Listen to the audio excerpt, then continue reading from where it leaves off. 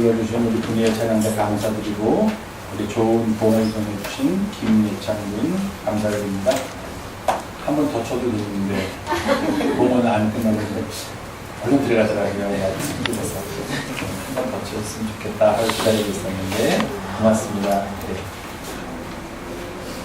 어린 나이에 하기가 쉽지 않을 것 같아요.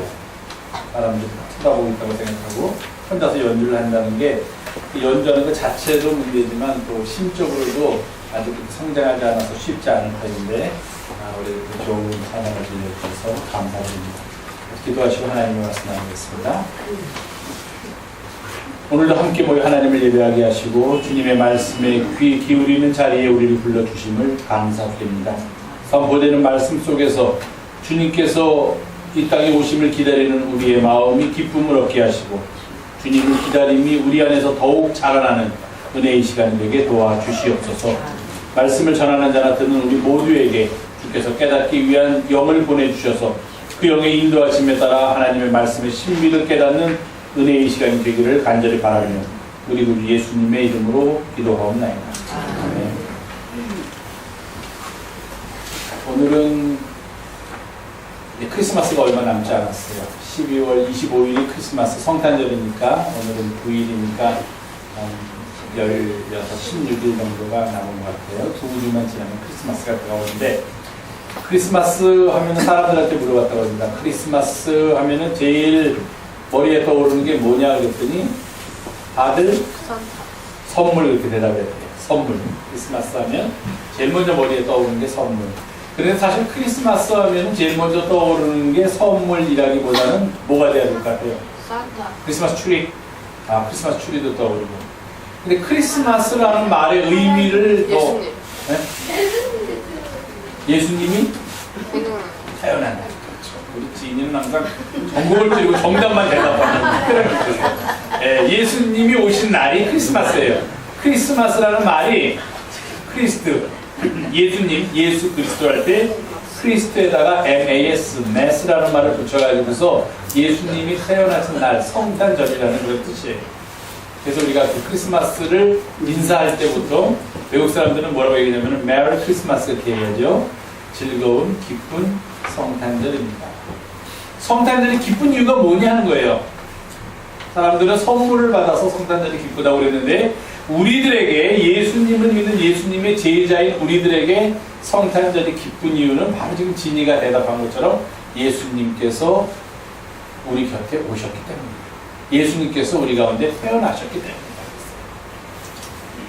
성경에 보면은, 신약 성경이라는 데 보면은 예수님이 어떤 분인가 하는 것을 알려주는 책이 맨 앞에 크게 4권의 책이 있어요. 마태복음이라는 게 있고, 누가복음이라는 게 있고, 마가복음이라는 것도 있고, 또 하나가 요한복음이라는 게 있는데, 요한복음을 쓴 사람은 제일 처음에, 자기가 제일 처음에 글을 쓰면서 요한복음 맨 앞에다가 뭐라고 썼냐 하면은 태초에 말씀이 계시니라고 그랬어요. 태초에 말씀이 계시니라.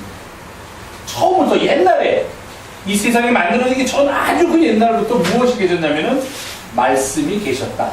그러면서 14절에 요한복음 1장 14절에는 뭐라고 쓰냐면은 그 말씀이 육신이 되어 우리 가운데 거하셨다고 했어요. 자, 여기 앞에 보니까 오늘은 The Word became flesh 이렇게 돼 있어요. The Word, 말씀이에요. 말이에요. 말. Became은 뭐뭐이 되다라는 뜻이야. flesh라는 단어가 좀 어려운데, flesh는 우리 몸이에요. 이런 몸. 살이 되었다. 말씀이 살이 되었다. 이게 무슨 말인가? 말씀이 살이 되다니 갑자기. 그 무슨 말이냐면, 아까 얘기했지만 말씀은 누구예요? 말씀은 뭐예요? 예수님. flesh는 뭐냐면은 몸이에요. 우리와 같은 사람이에요. 그래서 이 The Word became flesh를 다른 말로 하면은 뭐냐면은 하나님께서, 하나님의 아들인 예수님께서 우리와 같은 몸을 입고 우리와 똑같은 인간이 되셔서 우리 가운데서 사하셨다 하는 그런 이야기예요. 성탄절이 기쁜 이유는 바로 여기에 있습니다. 하나님이 위에서, 하나님이 계신 곳에서 이렇게 우리들만 내려다보고 우리는 여기에 있고 하나님은 저기에 있어서 늘 하나님은 먼 곳에 계신 분이 아니라 그 하나님께서 우리를 너무너무 사랑하셔서 그의 사랑하는 아들을 이 땅에 보내주셔서 우리와 똑같은 인간이 되게 하신 사건이 뭐냐면 바로 크리스마스의 사건이에요. 하나님이 그렇게 하신 이유가 뭘까? 하나님께서 왜 가장 사랑하는 아들 예수님, the world, 예수님을 플래시, 우리와 같은 인간이 되게 하신 가장 큰 이유가 뭐예요? 왜 그랬어요, 하나님이? 무엇을 위해서? 응? 왜? 우리의 죄를 씻어주기 위해서. 그럼 우리의 죄를 왜 씻어주셨을까, 하나님이? 왜 씻어줘요? 우리가 혹시 뭐 그럴 일은 우리 영성교회 어린이들은 그러렸겠지만 부모님한테 잘못한 일이 있어. 그럼 우리 부모님이 우리들을 용서해 주기를 바라죠. 그리고 우리 부모님들은 항상 우리를 어떻게 하셔? 용서하셔. 왜 용서하세요, 우리를? 우리를 사랑하십니다.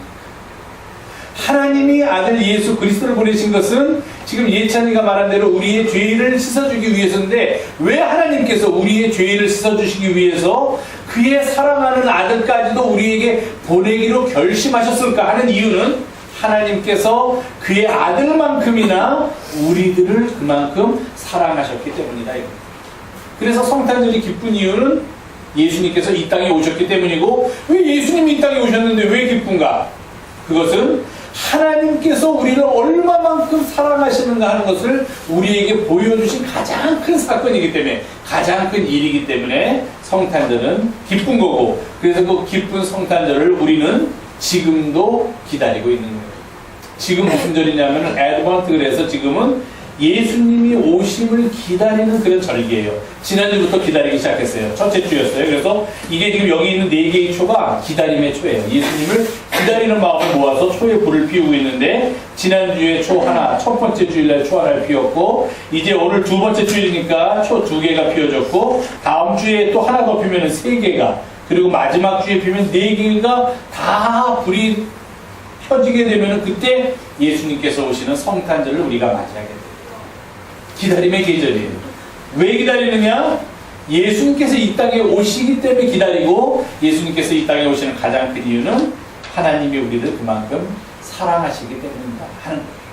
그러니까 성탄절이 기쁜 이유는 예수님이 우리 가운데 오시기 때문이고, 그것이 또 더군다나 그 이유가 왜 예수님께서 우리 가운데 오셨는가 하는 것을 누가 묻는다면 우리는 자신있게, 그것은 하나님이 우리를 너무너무 사랑하셨기 때문에 우리를 구원해 주시기 위해서, 우리를 죄에서 구원해 주시기 위해서 그의 사랑하는 아들까지도 아끼지 않고 보내주신 날이기 때문에 우리는 기쁩니다. 그래서 우리는 그날을 기다립니다. 이렇게 대답할 수 있는 거예요.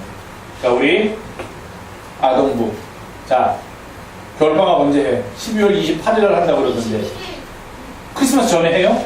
참 대윤학교 좋은 학교. 예찬이는 언제 하는데 겨울방학? 이거 하루 또 지난 다음에 하네요. 예.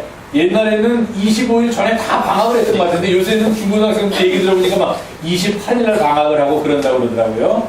예. 다들 방학을 기다리겠지만 방학보다 지금 더 기다려야 할 것은 성탄절이에요. 성탄절을 기다리는 이유는 선물을 받아서 좋아서 기다리기도 하지만 그 깊은 진정한 의미를 알면서 기다리면은 그날이 더욱더 기쁜 날이 되고 기다려지는 날이 돼요. 바로 하나님께서 우리를 사랑하셔서 그의 아들을 보내셨기 때문에 성탄절은 우리에게 기쁜 날이다 하는 그런 마음을 갖고 성탄절을 준비하면서 기다리는 우리 영성교회 아동부원들이 되기를 부탁드립니다. 찬송 하나 흔들만 부를까요?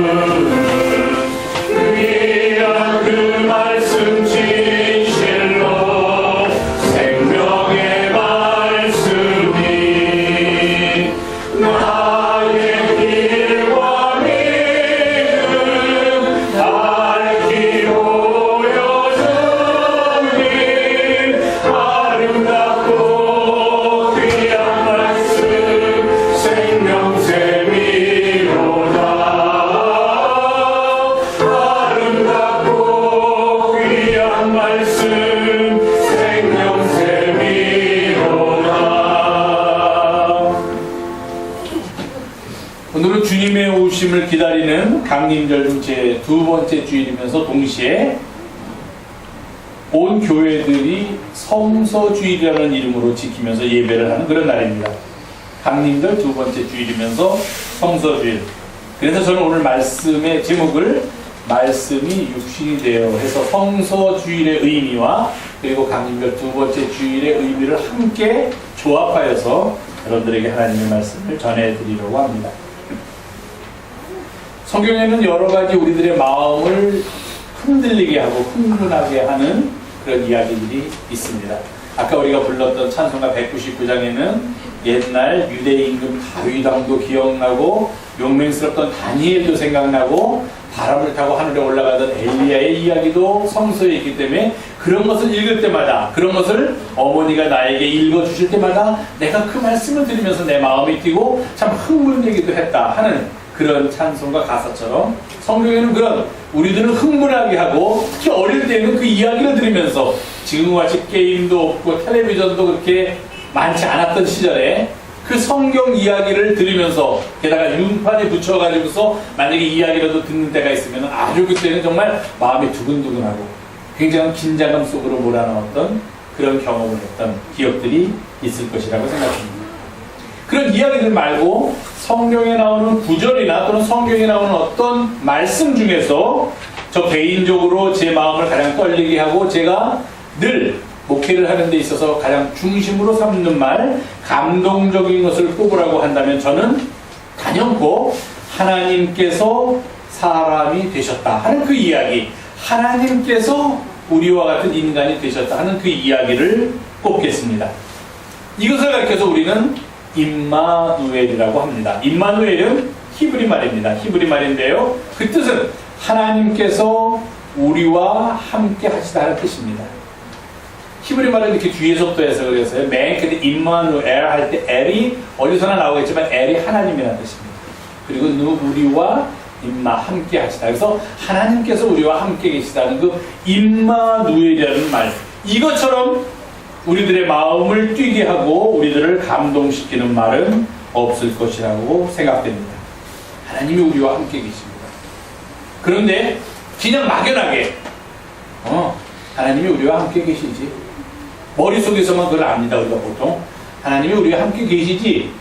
하나님께서 내가 너희와 함께 있겠다. 예, 하나님께서 늘 우리와 함께 계십니다. 이렇게 추상적으로 머릿속에서만 하나님이 우리와 함께 계신 것이 아니다 하는 거예요. 성서의 이야기는 하나님이 우리와 어떻게 함께 계십니까? 라고 누가 물어본다면 그거는 하나님께서 인간들한테 나타나셔서 내가 늘 너희들과 함께한다. 내가 늘 너희들과 함께한다. 그렇게 말씀하셨기 때문에 하나님이 우리와 함께 계시다라고 믿습니다. 이것으로서 그치는 것이 아니다 하는 거예요.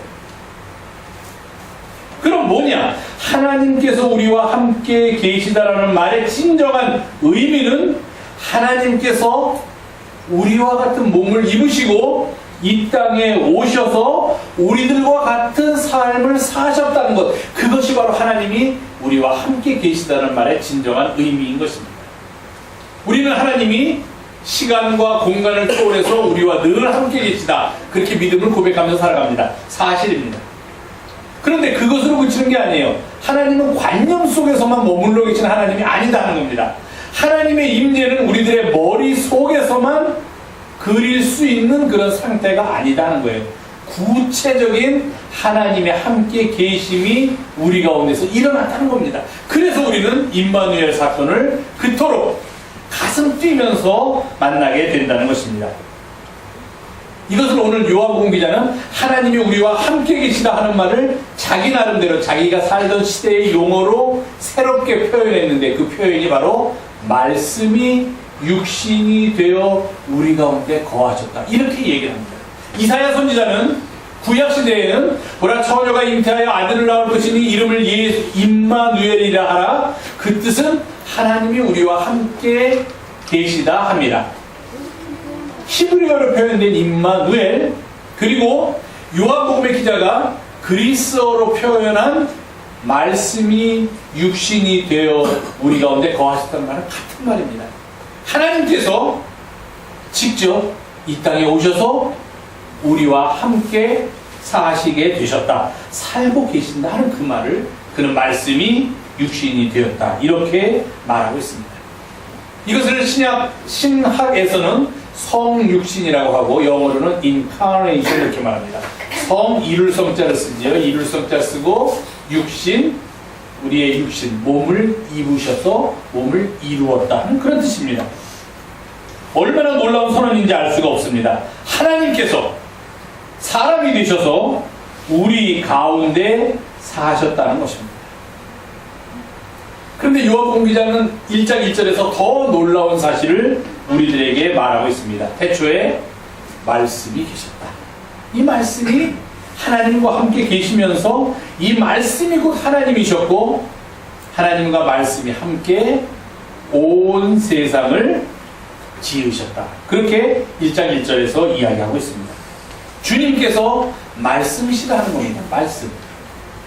왜 하필이면 요한복음의 기자가 예수님을 말씀이라고 표현했을까? 그것은 요한복음 기자가 살던 역사적인 상황과 밀접하게 관련이 되어 있습니다. 요한복음 기자가 살던 역사적인 상황, 지리적인 상황은 그리스 철학의 한 세계를 지배하던 그런 시기입니다. 그리스 철학에서 가장 최고의 개념을 그들이 God, 신이라고 하기도 하고 또 다른 용어로 표현을 했는데 그것을 로고스라고 표현했습니다. 로고스라는 말의 뜻은 온 세상을 움직이는 어떤 법칙, 모든 사람들이 따라야 할 준칙이다 하는 그런 뜻입니다. 그것을 우리가 가진 이성으로서 알아내서 그것대로 살아가도록 사람은 그렇게 지음받았다 하고 생각한 게 그리스 사람들이었습니다. 그러니까 요한복음 기자가 이들에게 복음을 전하면서 자, 내가 지금 전하고자 하는 예수 그리스도가 어떤 분이시냐 하면은 바로 당신들이 이야기하는 그 로고스가 바로 이 예수 그리스도입니다 라는 것을 나타내기 위해서 그는 태초에 말씀이 계셨고 이 말씀이 바로 예수 그리스도라 그렇게 선언하고 있는 것입니다. 태초에 말씀이 계셨다. 이 말씀이 하나님과 함께 계셨으니 그가 곧 하나님이시다. 이렇게 그는 과감하게 그의 책 요한복음 1장 1절에서 이야기하고 있습니다. 예수 그리스도가 말씀이신데 그 예수 그리스도 말씀 그분이 바로 하나님이라고 선포하는 것입니다. 다른 말로 표현하면 이제 예수 그리스도는 이 땅에 말씀으로 오셨습니다. 근데 그는 거기에 덧붙여서 이렇게 얘기합니다. 그 말씀으로 오신 예수 그리스도 안에 빛이 있었고 그 말씀으로 오신 예수 그리스도 안에 우리가 그렇게 찾던 생명이 들어있다. 그것을 깨달아야 한다는 겁니다. 말씀 안에 빛이 있었고 말씀 안에 생명이 있었다는 것입니다. 그렇기 때문에 그 말씀은 우리에게 빛으로 다가오고 그 말씀은 우리에게 생명의 능력으로 역사한다는 것이에요. 말씀을 믿는 자는 빛 가운데로 걸어가게 된다는 것입니다. 말씀을 따르는 자는 그 안에서 솟아나는 생명의 능력으로 생명의 힘으로 이 세상을 살아갈 수 있게 된다는 것입니다. 유명한 신학자가 하나님의 말씀의 삼중적 의미다 해서 하나님의 말씀을 세 가지로 나눠서 얘기했습니다. 하나는 성경입니다. 우리에게 주어진 우리가 하나님의 말씀으로 그렇게 믿고 있는 성경이 하나님의 말씀이고 그럼 성경 말고 또 무슨 하나님의 말씀이 있는가? 말씀은 우리가 알기는 당연히 성경이지. 두 번째 그 사람이 얘기한 하나님의 말씀은 예수 그리스도의 삶, 그분의 가르침 그 자체가 바로 또 하나의 말씀이다. 바로 요한복음 기자가 얘기한 그것입니다. 말씀이 주님이시다. 그리고 또 세 번째는 무엇이 있는가? 첫 번째는 성경이 하나님의 말씀이고 두 번째는 예수 그리스도 자신이 하나님의 말씀이고 그의 삶이 그의 인격이 하나님의 말씀이라면 세 번째 우리에게 주어진 하나님의 말씀은 바로 이렇게 강단에서 선포되는 교회의 선포, 이것이 하나님의 말씀이다. 그는 그렇게 이야기합니다. 성경은 이미 우리에게 주어진 하나님의 뜻을, 하나님의 섭리를 알려주는 책으로서의 하나님의 말씀이고 예수 그리스도는 늘 우리가 그를 바라보며 빛과 생명을 얻도록 이끌어주는 하나님의 말씀이며 강단에서 선포되는 이 말씀은 이 시대의 상황과 우리가 처해져 있는 역사적인 의미 속에서 받아들여지는 하나님의 말씀이다 하는 겁니다. 이 어느 것 하나도 우리는 소홀히 해서는 안 되고 또 어느 것이 다른 것보다 우월하다고 이야기할 수 없다고 그는 이야기합니다. 그럼에도 불구하고 우리는 예수 그리스도가 하나님의 말씀이시다, 그가 말씀이시다 하는 것에 더 깊은 관심과 우리들의 주의를 기울이게 됩니다. 자, 요한복음 기자가 이제 얘기했습니다. 말씀이 계셨다, 로고스가 있었다. 이 로고스가 바로 빛을 이 땅에 가져왔고, 이 로고스가 바로 생명을 이 안에 가져왔다 하면서 이제 점차 로고스가 어떤 분이신가를 밝히는데, 이미 우리는 알고 있습니다. 그 로고스는 바로 예수 그리스도입니다. 그것을 14절에 오니까 이 요한복음 기자가 아주 극적으로 표현합니다. 극적으로 말씀이 육신이 되어 우리 가운데 거하셨다. 아까도 말씀드렸지만 요한이 살던 시대적이고 요한이 살던 지리적인 상황에서는 도저히 이해할 수도 없고 말도 안 되는 그런 이야기를 지금 요한이 과감하게 하고 있다는 이야기입니다. 당시 그리스 사상을, 그리스 철학을 지배하고 있던 신은 이 세상의 어떤 것과도 분리되어 있는 신입니다. 신은 세상에 돌아가는 일과 아무런 관련이 없습니다. 세상에 슬픈 일이 있어도 신은 슬퍼하지 않습니다. 세상에 기쁜 일이 있어도 신은 기뻐하지 않습니다. 세상이 배고파도 신은 절대로 배고프다는 것을 모릅니다. 신은 죽음을 모릅니다. 신은 슬픔을 모릅니다. 기쁨도 모릅니다. 이런 존재가 신이어야 합니다. 그들에게서는 그런 존재여야만 절대적이어야지, 어떤 조그만 일에도 그가 흔들리고 그의 감정이 표출된다면 그는 절대적인 존재가 아니기 때문에 신이 아니다, 이렇게 생각하는 사람들입니다. 그런데 그러한 사람들을 향하여 요한이 선포했는데, 당신들이 이야기하고 있는 그 로고스, 절대 가치가 우리들과 같은 인간이 되셨는데 그분이 예수 그리스도다, 이렇게 이야기를 하고 있는 겁니다. 그런데 당시에 철학을 많이 했다는 사람들, 공부를 많이 했다는 사람들은 다들 요한복음의 이 구절을 보고 비웃었습니다. 아직 야만적이에요. 아직 정신이 성숙하지 못했기 때문에, 신에 대해서 제대로 알지 못했기 때문에 이런 허무맹랑한 이야기를 하지, 아니 신이 어떻게 우리와 같은 인간이 되는가, 그렇다면은 그는 신이 아니다, 이렇게 그들은 생각했던 겁니다. 그들은 비웃었고 그들에게는 거리끼는 것이 되었습니다. 고린도전서에 나오는데, 말씀이 육신이 될 수가 있다니, 로고스가 우리와 같은 인간이 될 수가 있다니, 이것은 있을 수도 없는 일이고 있어서도 안 되는 일이다, 그들은 그렇게 얘기했습니다. 그러면 그는 더 이상 신이 아니기 때문입니다. 영적인 존재인 하나님이, 영원하신 존재인 하나님이, 아주 치고치순하신 존재인 하나님이, 가장 최고의 존재인 하나님이 일시적이고 부패하고 더럽고 허무하고 죄가 만연한 이 세상에 오셔서 우리와 같은 인간의 몸을 입으신다는 것은 당시에 그리스도교를 제외한 다른 철학사조에서는 도저히 받아들일 수 없는 이야기였다는 것입니다. 그럼에도 불구하고 요한복음의 기자는 과감하게 선언합니다. 말씀이 육신이 되어 우리 가운데 거하셨다. 이것이 복음의 정수입니다. 하나님이 사람이 되셨다는 거예요. 사람이 되신 하나님, 얼마나 놀라운 사건입니까? 하나님이 사람이 되셨다. 그는 계속 이렇게 얘기합니다. 말씀이 육신이 되셨다, 그렇게 얘기합니다.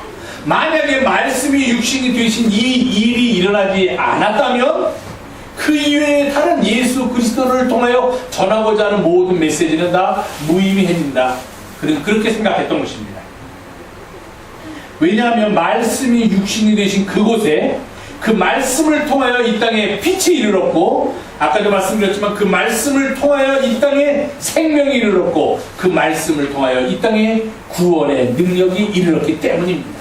그 말씀이 우리 가운데 임하지 않았더라면 아마도 하나님은 그런 능력을 가지고 계시다고 우리는 고백합니다. 굳이 자기의 사랑하는 아들까지 보내줄 필요 없이 인간을 멸망시키고 싶으시면 멸망시킬 수도 있고, 구원하고 싶으시면 그런 극적인 사건 없이도 구원하실 수 있는 분이 하나님이실 텐데, 왜 굳이 자신의 아들을 이 땅에 보내어 십자가를 지는 그 어려움을 통하여서 인간을 구원하려고 하셨을까? 늘 우리가 갖는 신학적인 고민 중에 하나가 바로 그것입니다.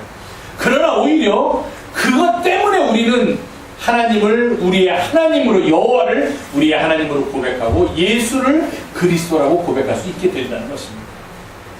그가 막연하게 멀리 계신 분, 그래서 멀리서 그냥 우리들의 삶을 그냥 멀리서 지켜보시면서 그의 원하는 대로 이렇게 돌아가도록 하시는 분이라면 아마도 우리는 그 일을 향한 두려움 때문에 그를 믿을지는 몰라도 그가 우리에게 사랑을 베풀어 주신다, 그가 우리를 사랑하신다라고까지는 고백할 수 없었을 것입니다.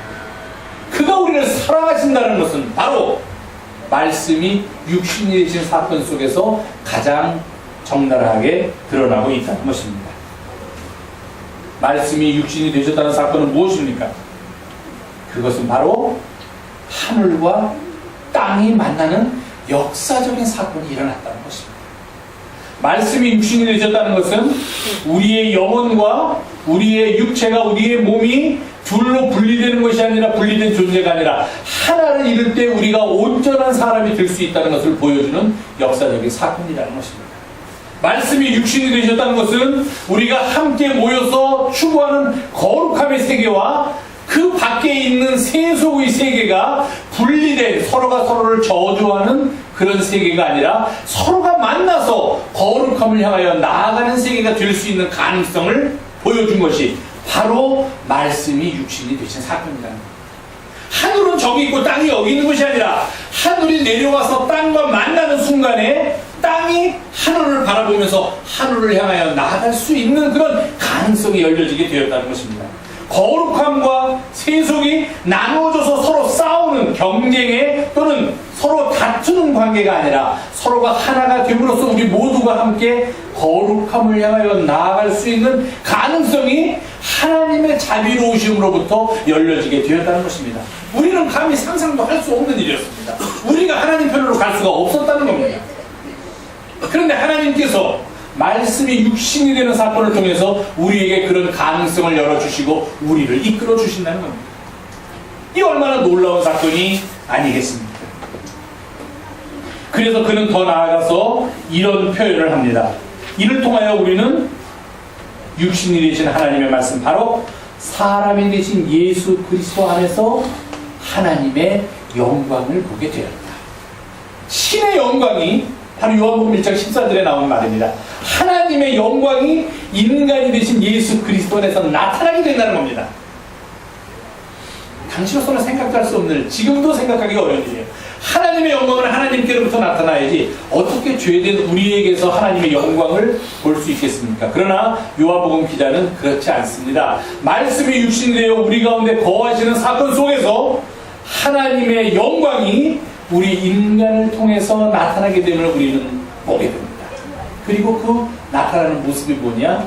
은혜와 진리로서 우리 가운데 나타납니다. 은혜와 진리가 충만하더라. 은혜와 진리가 충만하더라. 원래 은혜와 진리라는 말, 또는 favor, 영어로 하면 호의라는 뜻이죠. grace 또는 favor라고 하는데, 호의를 베풀다 할 때 은혜, 호의와 진리, 이 두 말은 구약에서는 항상 이렇게 같이 붙어 다니는 이런 말입니다.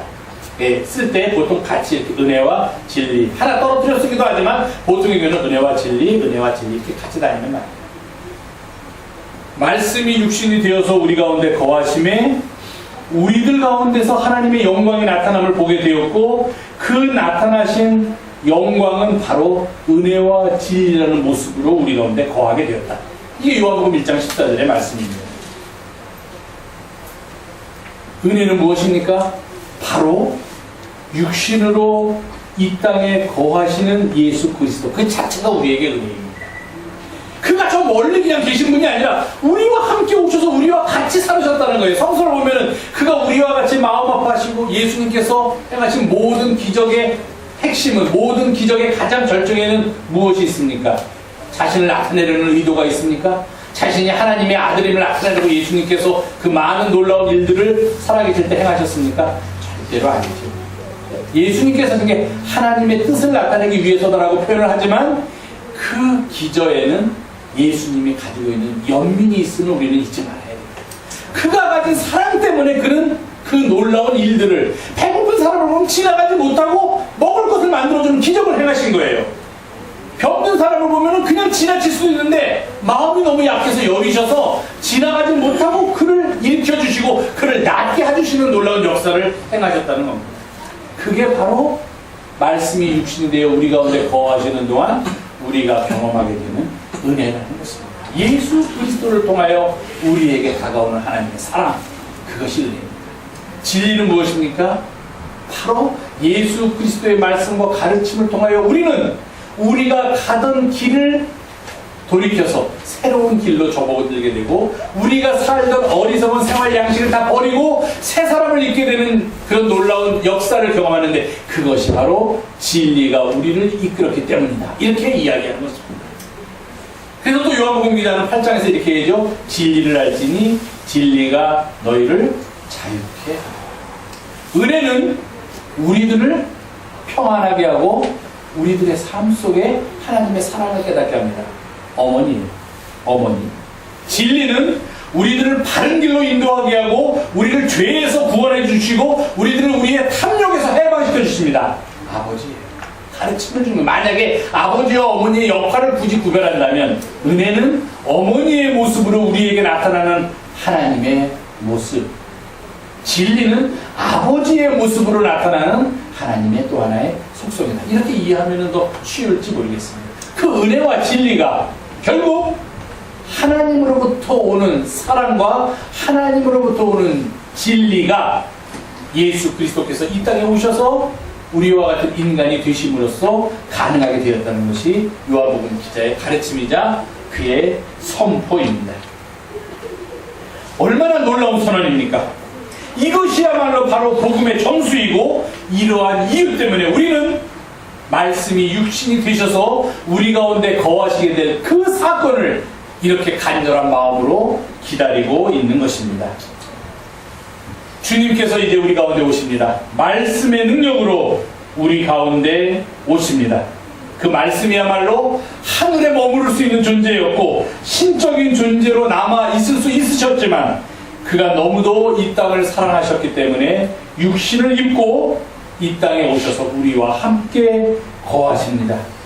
그래서 그 놀라운 사건, 성육신의 사건, 말씀이 육신이 되신 그 사건을 통하여서 하늘과 땅은 하나가 되는 새로운 가능성을 경험하게 됩니다. 우리의 영혼과 몸이 따로 나누어지는 것이 아니라 영혼과 몸이 합쳐져서 온전한 사람을 이루게 되면 우리는 깨닫게 됩니다. 그리고 거룩함과 세속이라는 것이 서로 대립되고 서로 미워하고 서로 다투는 존재가 아니라 함께 거룩함을 향하여 나아갈 수 있는 새로운 길을 모색하는 그런 가능성이 주어지게 된다는 것입니다. 은혜와 진리가 하나가 되는 사건, 그것이 바로 말씀이 육신이 되는 사건입니다. 그로 인하여 우리와 하나님이 하나가 되는 길을 우리는 만나게 되고 찾을 수 있게 됩니다. 이것이 바로 강림절을 기다리는 우리의 마음이요, 강림절이 은혜로서 우리에게 다가오는 이유요, 우리가 우리 곁으로 오시는 주님을 기다리는 가장 큰 이유입니다. 이런 믿음을 가지고 이런 말씀 속에서 우리에게 다가오시는 주님을 함께 정성껏 준비하고 기다리는 우리 모두가 되기를 주님의 이름으로 부탁을 드립니다. 기도하겠습니다. 고마우신 주님, 오늘도 함께 모여서 말씀 나누게 하시고 말씀이 육신이 되어 우리 가운데 거하신 주님의 은혜를 또 한 번 깨닫게 하심을 감사드립니다. 강림의 계절 아기 예수로 이 땅에 오신 주님을 기다리면서 우리의 마음이 맑아지게 하시고 우리의 마음이 하늘을 향하게 하시고 우리의 삶이 거룩함을 지향하는 삶을 살도록 인도하여 주시옵소서. 우리 곧 예수님의 이름으로 기도하옵나이다. 아멘.